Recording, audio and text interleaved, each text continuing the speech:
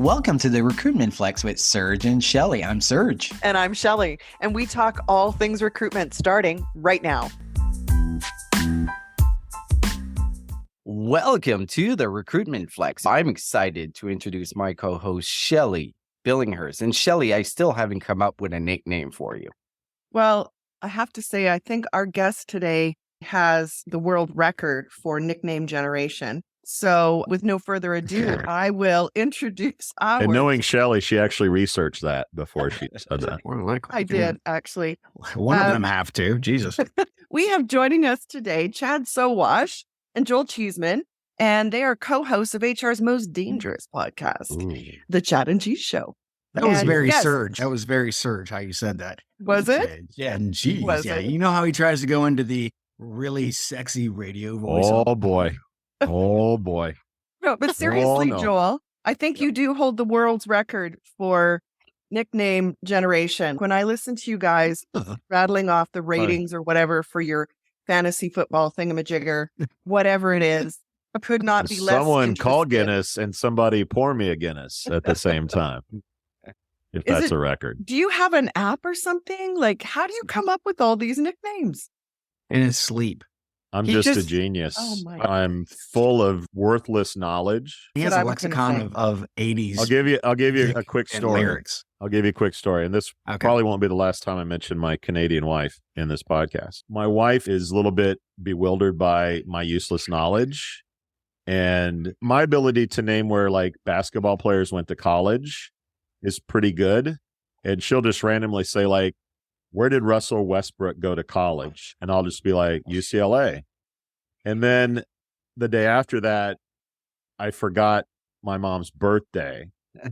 So she's like, how in the hell can someone who knows where Russell Westbrook went to college forget his mom's birthday? Yeah, So that's legit. Huh? that's Makes a little sense, bit yeah. about my brain and how it works. I can't Wow. explain it. It's just something I've been able to go with for 51 years. Well, after listening to the podcast probably for the last 5 years, it makes a lot of sense now.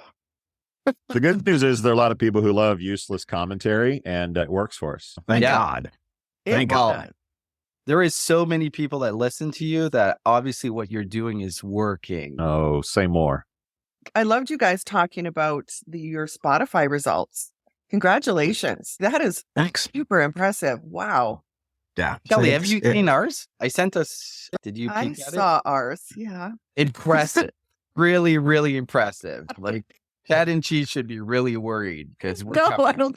I think we got a few years to chase behind you. But yeah, some really impressive results. Holy cow. For the Why, thank record, you. Chad's the one that shares that stuff because he wasn't hugged very much as a child and needs the dopamine hits on I'm- social media. Gotta thank our From fans. I Bruce. mean, somebody needs to thank them. You're not going to. Well, and you have lots. Please And like myself me. being Please one of love them. me. Please. Well, guys, please. wanted to bring you on the show because 2022 was a crazy year in talent acquisition, was also a crazy year in just the world of work. What I'm going to want to do this episode is kind of what I think some of the biggest stories, and then I'm going to get your viewpoints on it. Most of our audience is recruiters. I would say 95% of people listen to us are recruiters. And one of the things that we talked a lot at the start of the year was how many recruiter jobs are out there. If we look at the start of the year, there was 206,000 jobs for recruiters just in the US. This was not even across the world. And now all the layoffs that we're seeing, recruitment is deeply affected. From January to September, we saw a 50% drop off in recruiter postings. So Ouch. question, I'll start with you, Joel. What's your thoughts? That's a lot of listeners that we lost last year. Yeah, No, that's they didn't have anything else to do. They were listening. They got real jobs. jobs. Are recruiters fucked right now? And are they going to be fucked for a while? The answer is yes, but the also answer is that it is a cycle and the cycle will come back. A lot of these recruiters will go get sales jobs because they sell for a living anyway, and they'll go work for Salesforce or a car lot or something. Maybe they'll come back, maybe they won't. So the answer is yes, but not so much to your question. This is just how it works. And there'll be college grads that come out and go, oh, there's a recruiting job. I don't know what that's about. And get in recruiting, and some will leave, some will come and go. We aren't doctors. We don't get a degree after 7 years, and that's what we do. This is a very fluid profession. Shelley, you've been in recruiting for a long time and you've seen these cycles. Do you agree with that? I do. I think what I found interesting, though, with this huge demand for recruiters at the start of 2022 and what we saw happen in other parts of talent acquisition, because the demand outstripped supply. So that meant people who were getting hired as recruiters, I dare say a lot of them had no business ever being called recruiters. They had zero training. And they just went at it with trying to cut down a tree with a butter knife. And throughout the year, I thought, okay, what's going to happen when we roll the clock forward here about 6 months? And these companies have now hired what they think is recruiters, but they're not. There was so many people brought onto the market and called recruiters, but they didn't know what they were doing. I wondered how much of an effect that had on ghosting. What do you think, Chad? Yeah, I think we saw a ton of irresponsible growth, which led to bloat, which then leads to thinning of the herd. So yeah, Joel's right. It's a cycle, but the cycle is just nothing but bullshit in trying to drive shareholder value and excite VC. And then you get all of these organizations who get these huge lumps of money that double and triple in size. And the next thing you know, oh, guess who's thinning the herd by 40%. We get on this, Joel talks about the dopamine hit. It is a drug that as soon as we get funding, we have to go through irresponsible growth. That's exactly what happens. And then bloat, and then the thinning of the herd. So yes, that's the cycle that happens. But I think when it comes to recruiters, I agree 100%, Shelley, that you have all these people that came in that really didn't have a passion for recruiting in the first place. They heard that they could make a pretty good dime, possibly. Found out that, well, if you're a shitty recruiter, you didn't, and they're going to find greener pastures somewhere else. So yeah, I think as long as we continue this irresponsible growth, bloat, thinning of the herd, we're just going to continue to see this. This is normal. That's why we've got to start looking at the companies that we go to more often, as opposed to these crazy, secular, stupid, irresponsible companies. It's crazy. It really is. How do we get off this hamster wheel where we're the canary in the coal mine? The minute that the economy gets rough, recruiters get laid off. But when the economy starts picking up, we're the first hired and always put in a position that's almost impossible, right? Here's a new job. You have 150 recs and good luck. Like, how do we get off this hamster wheel? As soon as Jeff Bezos figures out how to replace all recruiters, we'll be off the hamster wheel. So let's give it 10 years. I don't know. Do you think we can I'm replace just throwing recruiters? that out. No. And no. Look, Amazon wants to, and a lot of bigger companies want to. There'll be a reduction in headcount because of automation. I don't think there's any question about that. Look, the best of the best will remain recruiters. The ones that aren't will go do something else, ultimately. It's about sustainable growth. Once we get there and people understand it, then, but we're looking at an organization like Amazon, where in some cases in the United States, they've actually burnt out the entire population. Yeah. Okay. So that's not sustainable. Again, what we've seen since the pandemic through this entire crazy cycle that hopefully we will never see again is different points of light of where, we've gone wrong in business, capitalism, whatever the hell you want to call it. So there are tweaks we need to make. Interesting point. In January, Amazon had 4,200 roles for recruiters, by far leading the pack of job postings. As of this morning, I couldn't find one. I'm sure there is, but I couldn't find one on LinkedIn Indeed. So it shows you the massive difference of what's going on. And Chad, to your point, I think a lot of tech companies thought this was never going to end, and 2021 was going to be the reality, and it got hit hard in 2022 that it's not. But this brings me to the point, and this didn't start this year. So this started in 2021 when we talk about the great resignation. In 2021, we had 47 million people voluntarily resign from their job. Numbers were pretty high this year, but we saw a big drop off around August. It seems to be when the trend completely changed. Also, when we started seeing layoffs. Chad, I'll jump you. Is the great resignation over, or are we still in the middle of it? First and foremost, don't jump me. Second, I want to say that. Second, Master. I can speak for the data that I pulled from the US, and the data demonstrates that no, it's not over. There are actually more monthly quits in 2022 than there are in 2021. So it's still happening. And I think we should stop calling it the great resignation. And it's really the great job swap. We're just jumping back and forth because there is participation. Participation's there. Participation is high. So what we're doing is we're just swapping jobs. It's incredibly amazing that if people had representation out there, and I think that this is a union conversation, the conversation would be much different, especially around collaboration instead of supply chain shortages and inflation. Again, this is a systemic problem. Well, is this going to be a problem forever? Because the average lifespan of an employee now is 2.7 years at a company. So we are going to go through this for the foreseeable future. What's your take, Joel?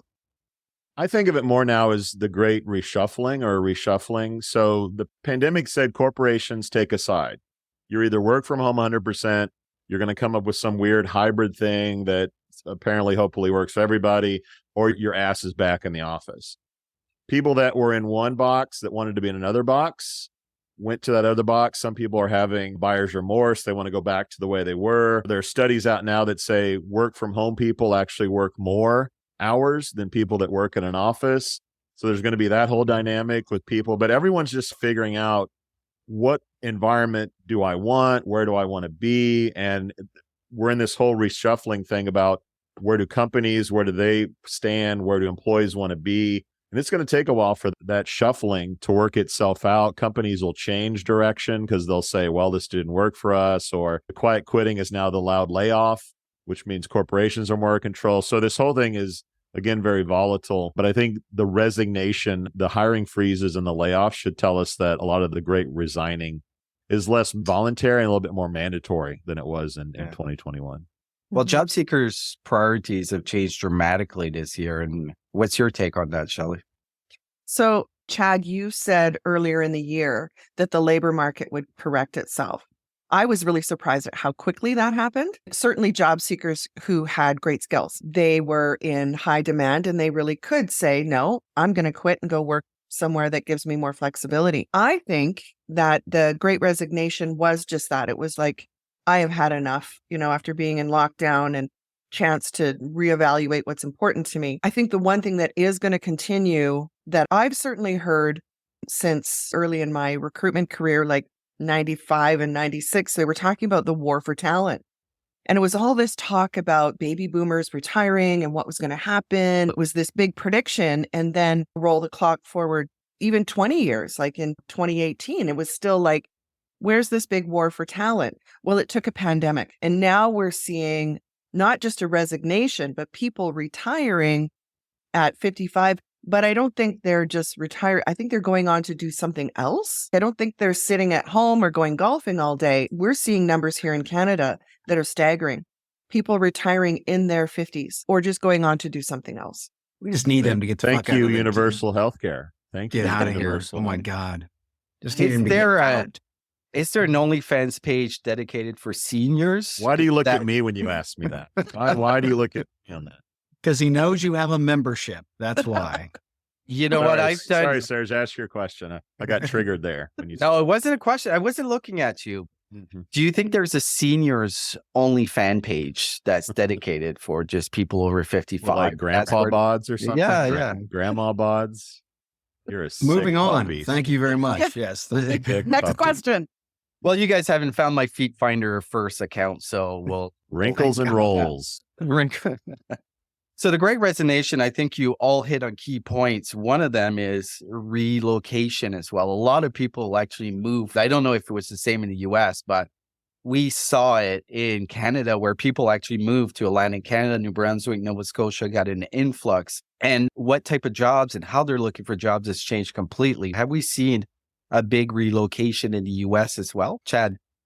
I think you've seen across all boundaries of relocation, going to remote. I mean, again, it all depends on the person's lifestyle and where they are in life. Like Julie and I, for God's sakes, we've been working from Portugal because we can. Again, we have that ability to, where Joel is in Indiana and he has to podcast from Indiana. He is in an entirely different, time in life than I am. He's not drinking beer and on the beach. Seriously, Chad, how did you manage to pull that off? You're so young, yet there you are traveling the world. Was this like a life plan for you and Julie?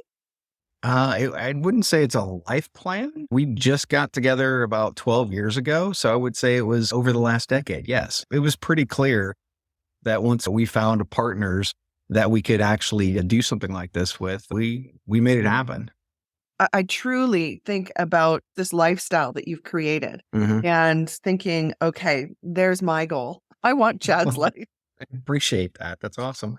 So, Chad, Joel just mentioned quiet quitting. And just to give you a little bit of history, quiet quitting was a 2022 thing, at least the term itself, which actually originated from TikTok. What's your take on quiet quitting? Is it a real thing?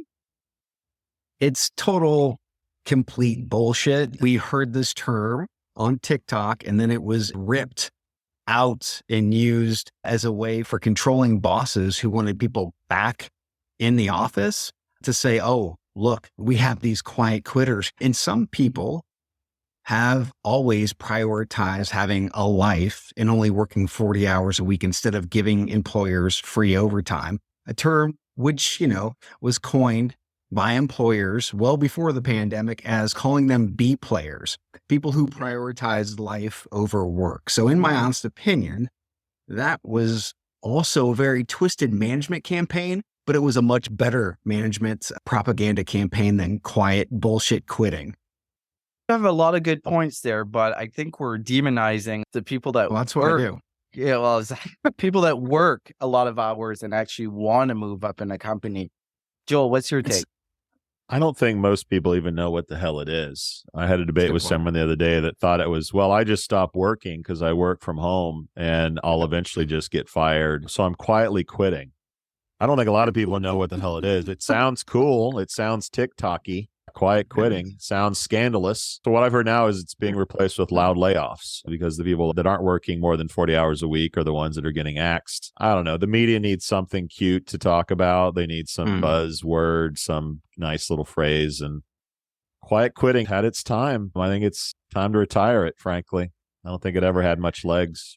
Well, Shelly's been quiet quitting the podcast since we started. So what's your take? So not true, Serge. I've stepped up my game.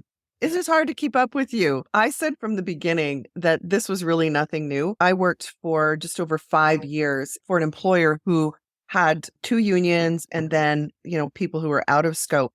And I remember it was referred to and always has been referred to as work to rule. So when you've got a collective agreement in place, individuals can work 51% of what's required of them.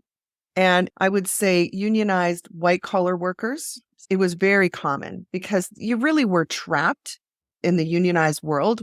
You have very specific things you're supposed to do. And if you work 51% of them, you can't get fired.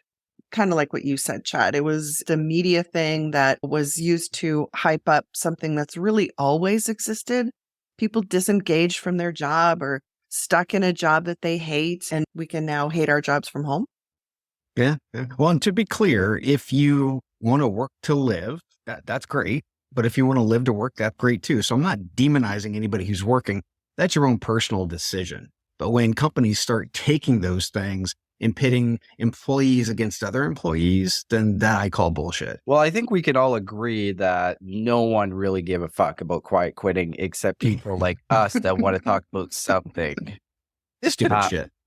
But one topic that everyone cares about because it affects people dramatically, especially knowledge workers or people that work from home, is the return to the office. In August, we saw Airbnb come out being like, hey, we're going to be remote forever. Then basically a week after we had Elon at Tesla say, you're coming back into the office. And obviously we know what's happening at Twitter right now. So question for you guys, to use your words, Chad, are we just slow boiling the frog? Eventually 2 years from now, are we going to be in the office across the board, or are we going to get so much pushback from employees that it's not going to happen? I'll let you start, Chad. Yeah, I think employers are trying to boil the frog. But again, I think this is an A players and B players kind of discussion. People who want to work before life, they want, more work. They want to drive. They're the A's, let's call them. They're going to follow a cult leader like Elon Musk, while other people who believe in living life instead of work, it's more important for them. They're going to follow a guy like Brian Chesky. So I think again, they're going to find the cult that they want to be a part of, the tribe that they want to be a part of, or what have you. I don't think any of these are going to go away. I just think that the discussion and the choice is going to be much clearer for the individual. They're going to know that company is going to do X, Y, and Z, and that one's going to do A, B, C. I know where I should be going. Well, the data is showing that 20% of the jobs on LinkedIn that are remote are getting 50% of the applicants. So, Shelley, are we... No word on how many of those are bait and switch, by the way. Fair enough. But I think there's enough data point from LinkedIn and Indeed that these jobs are more attractive to people looking for jobs. Yes. Shelley, what's your thoughts? I do worry that when you've got the big trendy in the press kind of companies like your Google or the big five in any industry, whether it's technology or accounting. So the smaller firms, like the next layer down, point to them and say, well, if they're going to do it, we'll do it too. I guess looking back over 2022, I was surprised at how short-lived it was. Like there was really big, bold statements about you don't ever have to come back. You can work from anywhere. And then the whole debate around, well, if you were in San Francisco and now you're in Ohio, we don't have to pay you as much. I'm very surprised at how quickly that fizzled out. I'm hesitant to say whether this is going to have a long-term effect other than to say smaller companies look to those bigger ones as kind of a bellwether. What should we be doing? When in reality, I don't think somebody who would work for Twitter would necessarily want to work for a small startup, right? But there's different types of job seekers who really would never want to work for somebody like that. And then there's those who it's their life's goal. It is their goal in life to work for a company like Twitter. They're all about the brand. Those are the same people that also wear name brands and big gaudy Burberrys across their chest or their shirt. Why do you look right? at Like me it's when you all say about the that? brand. You're wearing your own face on your chest.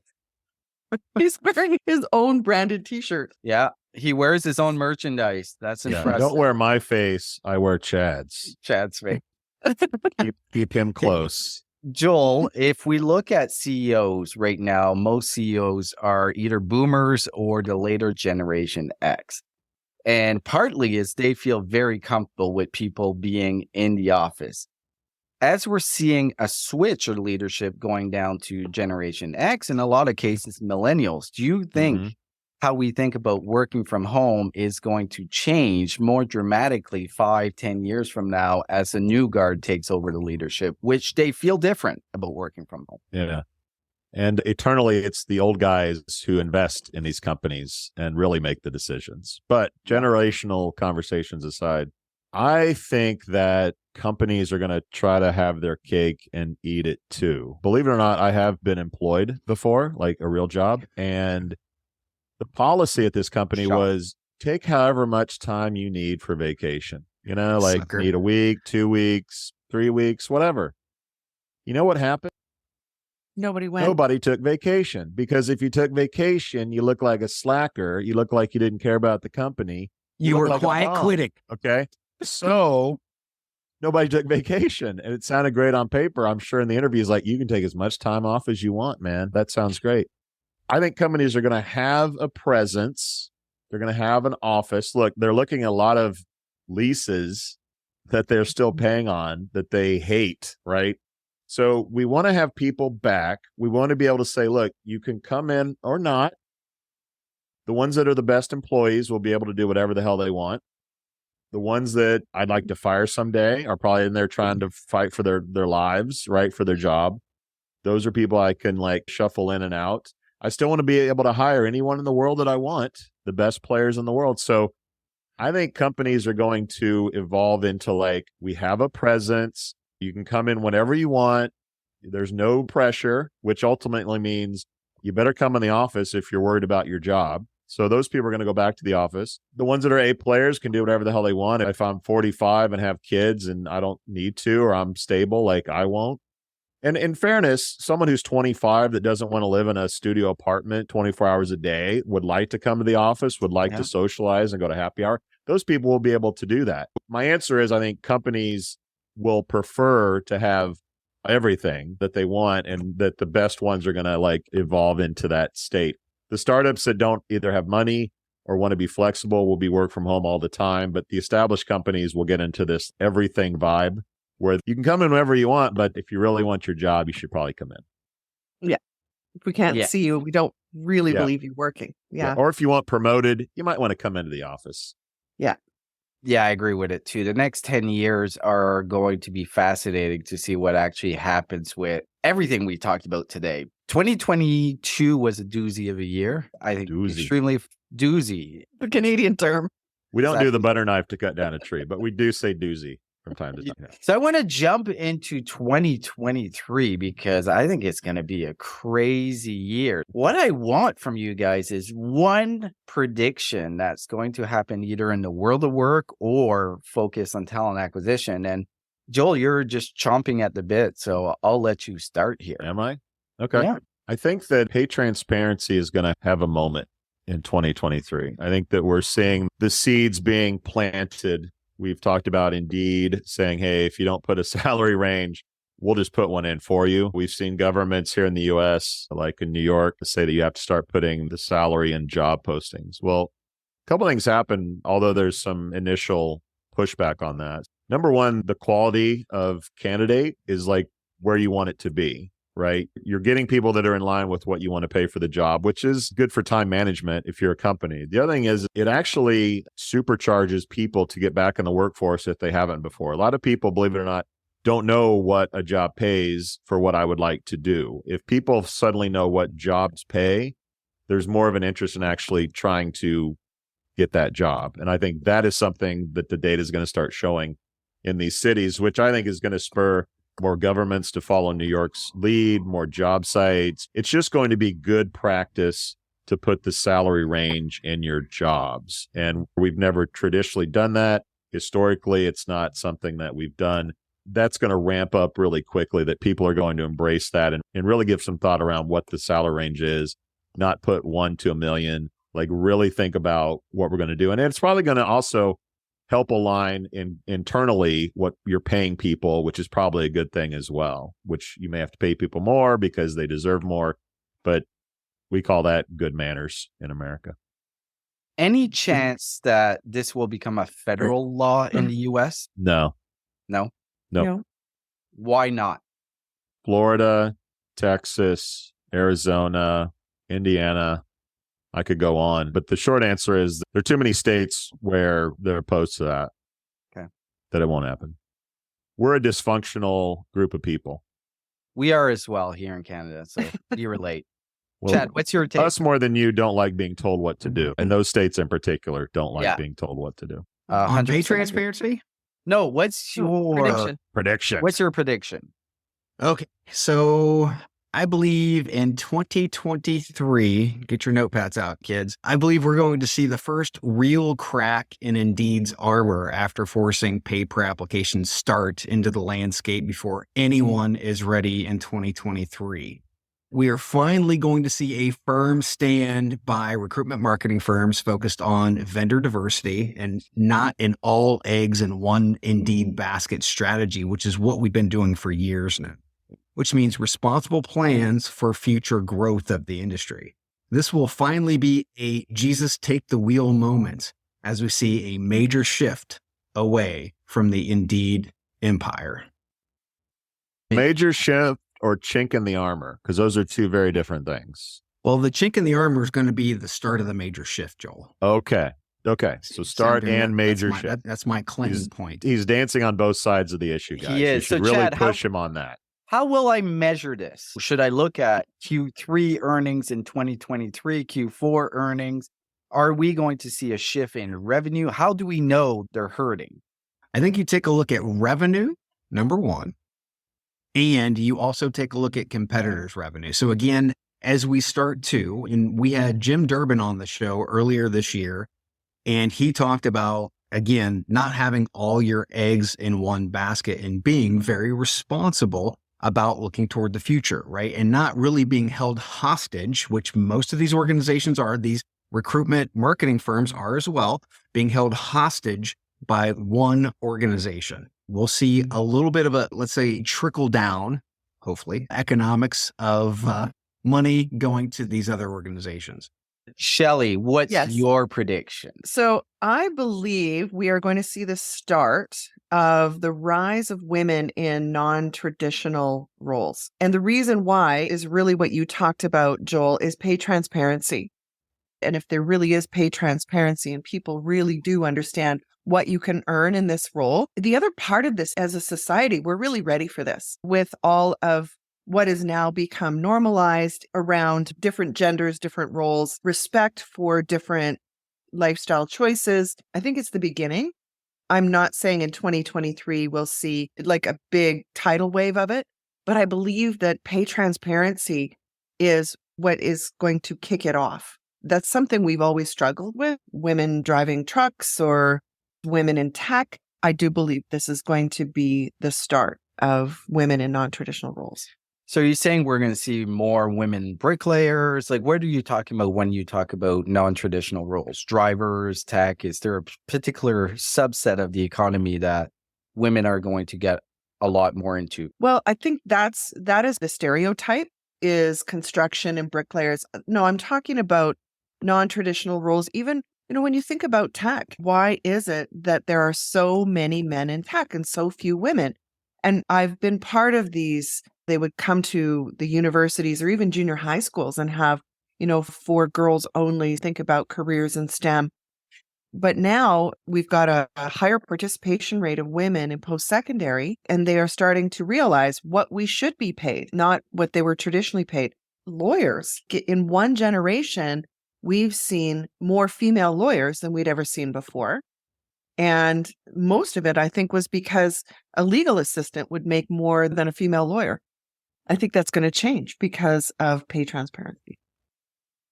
Trucking companies are targeting nurses to become drivers because so many healthcare workers are burned out on their job, and trucking sounds nice to a good number of them.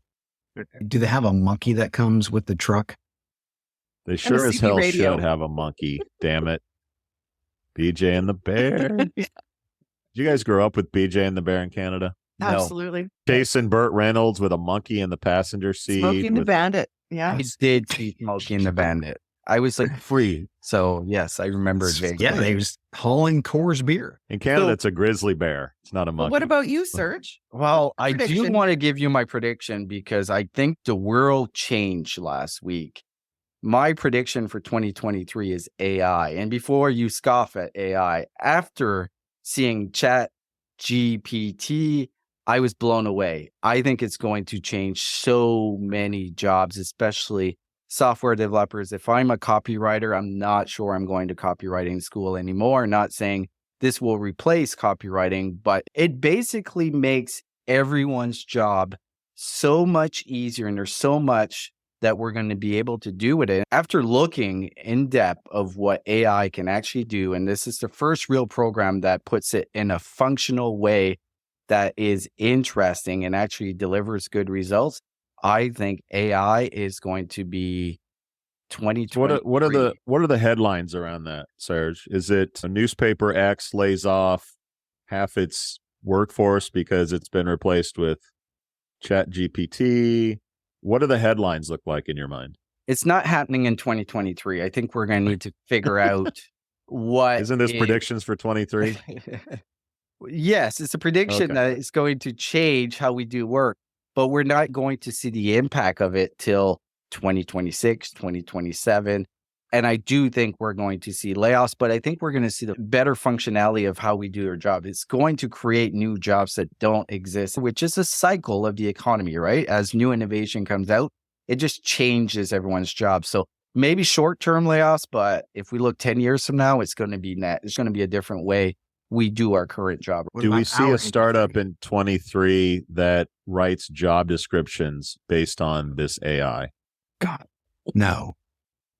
Oh, I think we I bet already we are do. seeing it. There's already companies that are leveraging this technology to write. No job one's launched that descriptions. says we rewrite job descriptions specifically. I think that's going to happen. In I think 22. it's going to happen 100%. There's still Yeah. going to be shit though. Like it's still a big issue. They'll do it, and they'll Oh, get they'll get $10 million, Series A, and they'll be off to the races.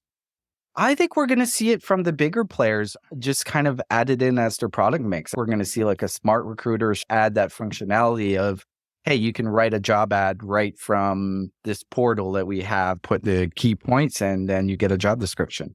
Prediction winners for 23 are podcasters because we get to talk about this crazy shit. Yes.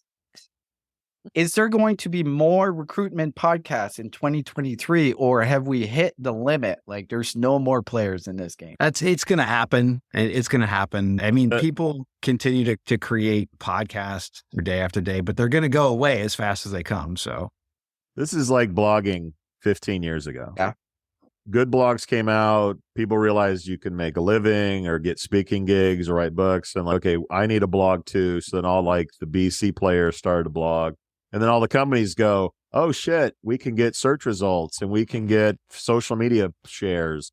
So the next wave of this is going to be all these companies are going to start their own podcasts. Many of them already have. But we've gone from like the real OGs to the wannabes to like the corporate following. And then it will crash at some point. We've already seen companies, these startups start podcasts that have already died. Yeah, it's just good. It's a cycle. It'll continue. This will actually be our 200th episode when I release this. Ooh. So we're getting up there. I think you guys are probably over 1,000, right? Close to 1,000. There you go. We're going to catch up one day, 15 years from now, because you guys are getting pretty old. You'll have to retire. So I'll just take the lead, right? Training the AI to keep the show going after we die. That's right. Because they already know exactly what you're going to say. We're scraping all the content from our industry, training our AI to put our spin on it with our voices, and we're going to do it in every language in the world, and it will continue when we die. We already have our voices cloned. Yep. We're already ahead on this one, baby. Oh, by the way, I could not stop laughing listening to your French accents. It was great. What did your wife think, Joel? She was impressed with, creeped out a little bit as well, but pretty impressed with how good it was. Yeah, I was blown away. I was very impressed. I made fun of you guys, but it's very impressive. What are your plans for the podcast in 2023? Anything big coming out? We have big things that are coming out. You're just going to have to wait. No scoops. I mean, we're middle-aged white men. It's not going to be that crazy. It'll stay pretty much the same. But yeah, we have to put it out there like we're going to blow you away with new shit. The challenge for us is one of us wanting to do this and the other one being like, I need a nap. Can we pull this back a little bit? We got a pretty good thing. Let's not throw a grenade. I'm sure you can. You know which one wants to take a nap. Yeah, I've got a guess. But guys, I really appreciate you coming on. I think it's Thank you. It's a lot of fun getting your insights, and I look forward to listening to you guys in 2023. Thanks. Thanks for coming. Thanks, Serge. Bye. Thanks, Shelley.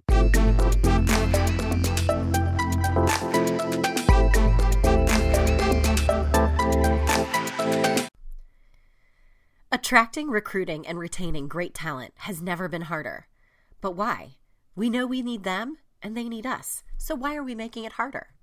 Pull up a chair, listen, and laugh along with Lynn Bailey and Tracy Parsons as they dissect the industry, solve problems, and scoff at and sass the status quo. Join the rebellion with the Talent Rebelcast and question everything you know about the world of work.